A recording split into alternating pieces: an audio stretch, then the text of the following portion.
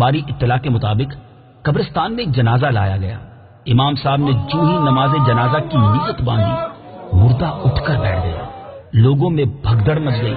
امام صاحب نے بھی نیت توڑ دی اور کچھ لوگوں کی مدد سے اس کو پھر لٹا دیا۔ 3 مرتبہ مردہ اٹھ کر بیٹھا۔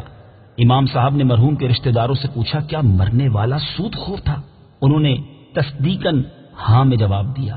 اس پر امام صاحب نے نماز جنازہ پڑھانے سے انکار کر دیا۔ لوگوں نے جب لاش قبر میں رکھی تو قبر زمین کے اندر دھس گئی۔ اس پر لوگوں نے لاش کو مٹی وغیرہ سے دبا کر بغیر فاتحہ ہی گھر کی راہ لی۔